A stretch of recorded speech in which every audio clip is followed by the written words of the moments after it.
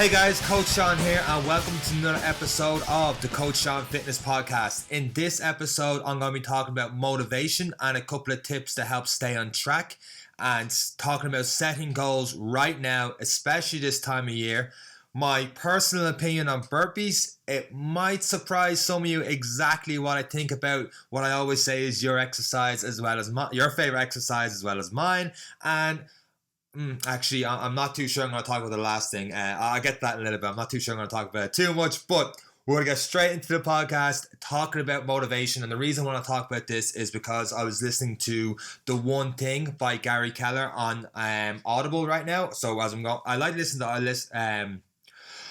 listening to Audible books as I'm traveling, and different things on mindset and fitness, obviously, because that's my field, and just getting different ideas.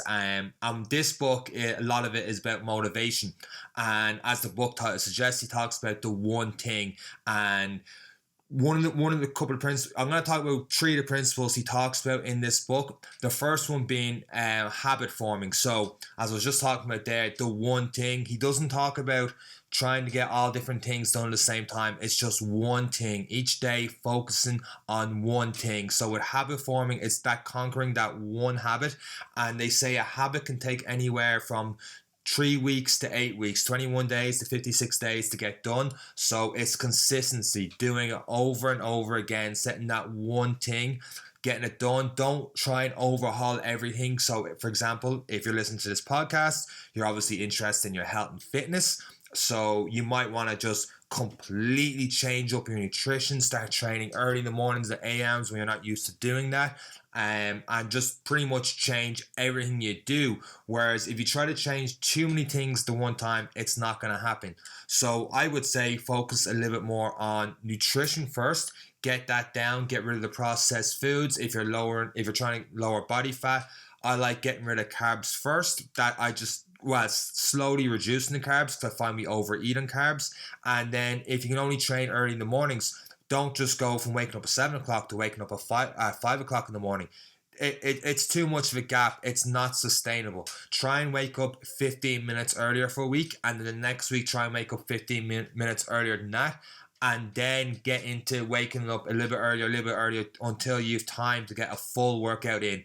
Even getting up a half hour earlier, and you can get a 15-minute workout in. I'm going to be talking about 15-minute workouts in a couple of minutes, but even getting a little workout in, spending some time in the gym, or some time doing a short run or going for a walk or something, just to keep going, to keep that consistency, to build up these habits and keep moving from there. And the reason I say that, slowly changing things rather than just doing everything in one go, is because another one of his principles is that multitasking is horribly inefficient. I know I'm going to get some blowback on that one, but with multitasking sounds great, but it just doesn't work. Too many things at once. We say be like a computer, for example. A computer multitasking all these different things. Whereas a computer really doesn't. It just does one thing, but switches to another thing really fast. The processor keeps going over and back so fast that we can't tell. But that's exactly what it's doing. So, but if you try to do that with two different tasks, keep going over and back really fast, obviously it's not going to work. When you lay it out like that, it just doesn't work. So stick to one thing, just as the book title suggests. Stick to one thing, try and accomplish that, try and build a habit on that, and keep going from there. The another principle it talks about is your willpower being a fuel tank. So throughout the day, it gets harder and harder to stay on track, which makes sense. It's easier to stay on track at the start of the day, have a healthy breakfast. You might get away with lunch, having nice and healthy when it comes to the evening, and try and prepare a meal. You're tired after a long day of work. Temptations there to cook up something that's quick and easy, or even if you're stuck on track for ages, you're like, you know what, I might just go and obviously pull over, not use your phone while in the car while driving, and order a chipper or something like that to have it there for you when you get home. That's a lot easier, and as the day goes on, it gets harder to stay on track. So your willpower is a fuel tank. The way to think about that is that you have to prepare the day ahead. And one thing I always preach to people is set a time for when you're going to the gym. We set times in our head for how the work day is laid out. what time we have to get the bus or what time we're traveling, leave the house at, to get in for work, to leave work, when we're going to have dinner. We notice but when it comes to training, we're like, I'll get it done when I get a chance to do it. If you approach it like that, 9 times out of 10, the day's going to pass you by and you're not going to get a chance to get that workout in. So prioritize your workout. Set an exact time for doing it so that you don't have to think about it the next day. It's like, I have a block of time. There's nothing else in this time except getting a workout, getting away from the stress of work and whatever else going on, and just concentrating on yourself and your health for those 30, 45 minutes or whatever it is. So block it in. Do it from there, because if you set yourself up during the day to go, I'll do whatever, you're probably not going to do it. And the last one is not only visualizing your goal, but the steps to get there. And I'm trying not to be that guy that keeps talking about running marathons and stuff like that, but it's the easiest analogy I can come up with right now. If you haven't done running before, or you're not much of a runner, to go from the couch to a marathon, it's just too long. It's way too long to build up into that. Whereas if you go from the couch, build up to doing a 5K, doesn't seem to have an app called the Couch to 5K. But if you build the 5K, then to 10K, then from 10K to a half marathon, to build from there, and visualizing those steps and accomplishing those steps and rewarding yourself when you get to the 5K mark and the 10K mark, rather than having everything just be about the marathon. It's going to be a lot easier to stay on track and to build those habits and build on your motivation from there. And speaking of goals and motivation, this is the time of year, we're just coming into November as I'm recording this podcast. These last 2 months of the year where people don't go to the gym so much, there's work gets a lot busier, Christmas shopping, the hustle and bustle this time of year, and people start putting the gym in the back burner, which doesn't really make a lot of sense to me, because people turn around and say, well, Seán, I haven't got time for this because Christmas is coming up. And I'm like, okay, but I hear that when I haven't got time because the summer holidays are coming up, and the long days and there's barbecues, things like that. The fact is, you can make excuses for not training every single month of the year. There's always going to be something coming on. Whereas this time of the year, more than any time of the year, I'd say, well, okay, maybe the exception of January 1st where everyone goes back to the gym. But I'd say now is a time to definitely give yourself 30 minutes at least just to train 3 times a week for your mental health, for your physical health, obviously, as well. Because let's face it, it's getting pretty depressing out there. We wake up in the mornings. If you have a 9-to-5 job, you wake up in the mornings, it's dark. You come home, it's dark. It's getting cold. It's getting windy. It's getting miserable. Whereas when you're training, if you give yourself that time to get some sort of, it doesn't have to be in the gym. It can be any sort of, yoga, Pilates, whatever it is that gives you the 45 minutes or whatever it is, just to mentally take a step away from everything and concentrate on yourself. It will help you so much with your stress, so much just to switch off from everything else, just concentrate on yourself and just to feel good and get more energized before you go right back into the work training, the working mind, or whatever you want to call it, thinking about all these other things, just for that little block of time just to get away from everything and focus on yourself and your mental health and your physical health. Now is the time of year to definitely do it and not take those excuses of the time of year to start putting it off. And that's what I'm doing for myself, just trying to keep myself on track. Personal trainers have to do that too. Coaches have to do that too. And readjust their goals. For example, my one right now is increasing my mobility. So I'm trying to do like my own kind of personal mobility challenge where at least 15-20 minutes every day for 30 days I've got a set workout program for myself where I foam roll different areas, I work on mobility, different kind of squat exercises, lunges, single leg stuff, just nothing too intense, but just trying to increase the range of motion. And through that, I've got other goals like trying to get pistol squat done and muscle ups, different things like that. But it's all connected to the mobility goal and just helping to increase my mobility to help get those other goals done as well. So that's helping me stay on track. Mobility doesn't have to be that for you, but just try and find some big goal and have all these other little goals throughout these next 2 months to Christmas to get that done. And like I was talking about earlier, there's a time element to this as well. I know realistically people are busier. It's hard to dedicate time to train for yourself, and you're like, Seán, I haven't got an hour in the gym. Well, you don't have to do an hour in the gym. There's definitely different workouts you can do in 20 minutes and get a great workout in.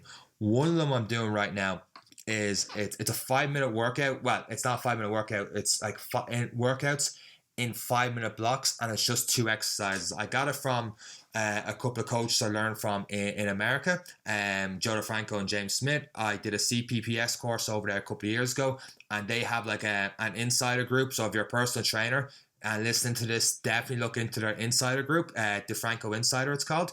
And one of the workouts is a 5 minute workout where you pick 2 contrasting exercises, for example, like a push and a pull, and you do 10 reps of each, but you take no breaks. So let's just say, for argument's sake, it's a push-up and a TRX row. So you're doing 10 push-ups, you hop up, you go straight into the TRX row, you do 10 of them, you go back down to push-ups. If you can hit 10, great. If not, you just do 8, and then go right back to the TRX row, and you keep going for 5 minutes. And it's that simple. And then do some sort of kettlebell swing and goblet squat for the next 5 minutes, and just do 2 of them. Have a good warm up before that, and maybe do a Tabata finisher where you're doing 20 seconds on, 10 seconds off on a cardio exercise, like for example battle ropes. We have 20 seconds as hard as you can, 10-second break, 20 seconds as hard as you can, and keep going from there until you get to the 4 minutes. And right there is a really hard workout that will take no longer than, I'd say, if your warm up took you 10 minutes, I'd say 25-minute workout right there on 4 exercises, breaking it 2 5-minute blocks, getting a 10-minute warm up before, and spending 4 minutes at the end doing a finisher. If you do that three times a week, you will make progress as long as you have your nutrition somewhat dialed in. So as long as you're not overeating too much, or overeating at all, really, it can be very possible to get a lot of results just 3 times a week. So it is possible. So the excuse is that you've got no time. You have 30 minutes there. 30 minutes 3 times a week is possible. And that's the space of one movie on Netflix right there in a whole week. If you're able to watch 90 minutes TV, and I'm not saying don't watch TV or anything like that. Obviously, there's times you need to switch off and have something there. But what I'm saying is you could definitely squeeze in 30 minutes in your day. If you can't do that, well then what I said earlier about getting up 15 minutes earlier and the following week getting up 15 minutes earlier, maybe go with that. And it doesn't have to be complicated exercises. For example, this week I put up a burpees.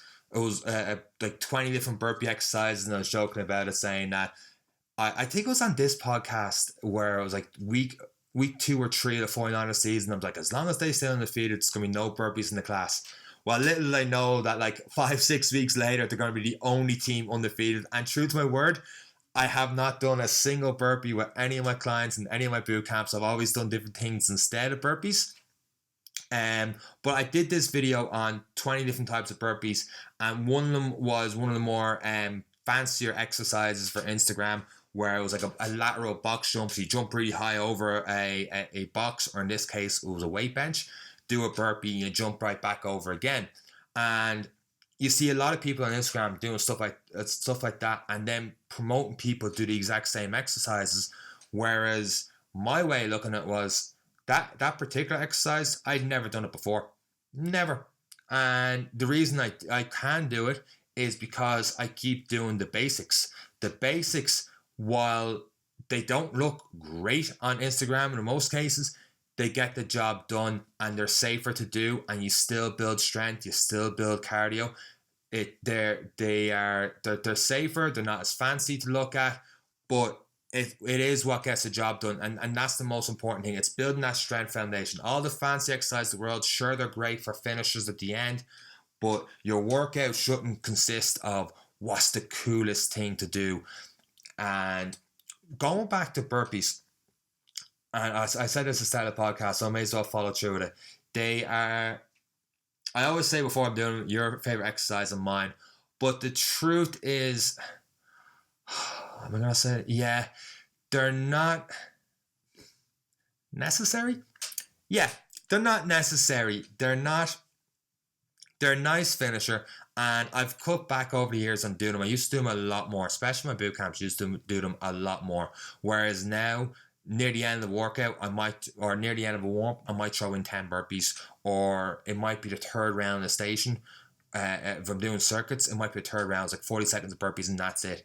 They can be a good exercise, but if you do them too much, or your workout is filled with them, the likelihood of getting injured and dropping down your wrist with that force, doing too many reps can cause injury, and the risk reward factor there, it's not worth the risk. Doing a couple of them is good. Burst them out for like a finisher, I still think is great, but filling your workout with them, not so much. Doing them all the time, not so much. Maybe once a week, twice a week, maybe doing them, but all the time, no. With the exception of that is if you're doing CrossFit or Spartan races, where I think Spartan races, they have them a certain section. Their Spartan race is an obstacle course race, something like a Tough Mudder, except or a Hell and Back, except your time to do it. But they have it if you fail to do an obstacle. So obviously, if you want to increase your time, you want to get better at doing burpees. And with CrossFit, they have them in their workouts today. And then doing CrossFit competitions, they have them there as well. So you have to practice your burpees. There's no two ways about it if you want to get better at those sports. So with the exception of those two, no. And if you're an athlete, or you're trying to get better at a particular sport, you're probably not going to see a burpee in your program. It's very rare. There's a lot better, more efficient things you can do to get stronger and fitter. They help a little bit with cardio, but not too much with strength. And before people throw back in my face about doing burpees in the classes by listening to this podcast, I'm going to stop talking about that right now. I'm going to wrap up this podcast right here because I think we're hitting nearly 20-minute mark. I don't want to ramble too on about that, and I've pretty much shot myself in the foot by saying burpees are not the best exercise in the world. I'm cringing as I say that, but I know it's true. I like building up the basics, strength training, build from there, getting a good foundation for 4 to 6 weeks, and from there build on to doing different burpee exercises. For example, I'm doing a 6-week challenge at the moment, and yes, I'm about to plug it, but before I do, I don't bring burpees into it until week 6, and then it's just a minute at the very end of the 6 weeks, and it's like, right, let's just blast out a quick cardio finisher, burpees for a minute, kind of pulling in everything we've done over the last 6 weeks and see how we get on from there. If you are interested, and if you are in the Lucan area, only if you have mid-mornings or afternoons off, because I'm after filling up my early morning slots and all my evening slots are just gone.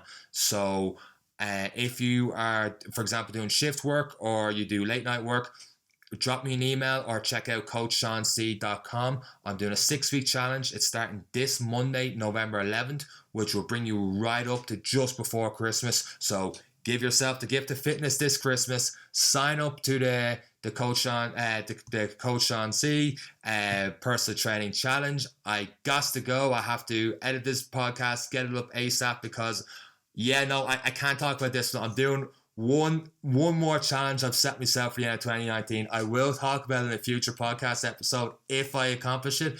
It's probably something most people can do. Can probably do with ease that I have struggled with for the last 31 years on this planet. I cannot do this, and I am scared to death of it. But a lot of you can do, and it is health and fitness related, and that's pretty much it on it right now. Hopefully, I get to talk about it in a couple of weeks, saying, mission accomplished in that. But for right now, I got to wrap up this podcast, send it to my producer, which is also me, to edit it through me, and get it up online. So that's pretty much it. Thank you once again for listening to this podcast. Hope you got something of value, a take-home message from it.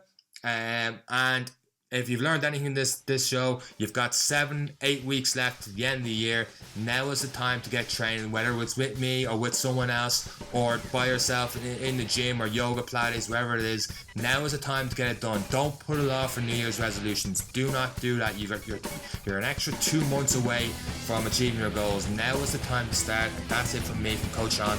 Take care.